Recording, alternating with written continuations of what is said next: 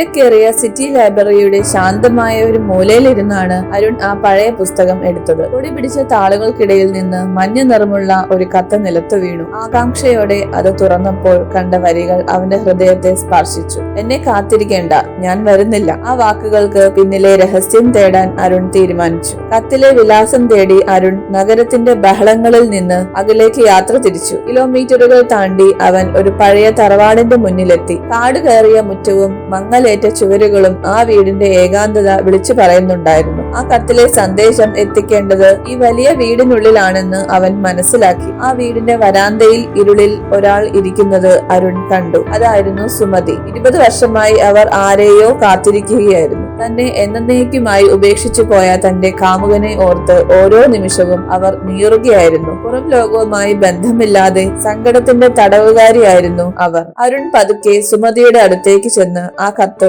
അവർക്ക് നൽകി. വിറയ്ക്കുന്ന കൈകളോടെ അവരത് വായിച്ചു. അത് തന്നെ ഉപേക്ഷിക്കാനല്ല, മറിച്ച് താൻ നേരിട്ട വലിയൊരു അപകടത്തിന് തൊട്ടു മുൻപ് താൻ സ്നേഹിക്കുന്നവൾ തന്റെ മരണം അറിഞ്ഞ് തകരരുത് എന്ന് കരുതി അയാൾ എഴുതിയതായിരുന്നു. അത് ചതിയായിരുന്നില്ല, മറിച്ച് ലോകത്തിലെ ഏറ്റവും വലിയ കരുതലായിരുന്നു. വർഷങ്ങളായി നെഞ്ചിലേറ്റിയ ആ ഭാരം ഒരു കണ്ണുനീർ തുള്ളിയായി പുറത്തേക്ക് ഒഴുകി. തന്റെ കാമുകൻ തന്നെ വഞ്ചിച്ചിട്ടില്ല എന്ന തിരിച്ചറിവ് സുമതിക്ക് വലിയൊരു ആശ്വാസമായി. സുമതിയുടെ മുഖത്തെ സമാധാനം കണ്ടപ്പോൾ തന്റെ യാത്ര സഫലമായെന്ന് അരുൺ തിരിച്ചറിഞ്ഞു. ഒരു പുഞ്ചിരിയോടെ അവൻ ആ തറവാടിന്റെ പടികൾ ഇറങ്ങി നടന്നു.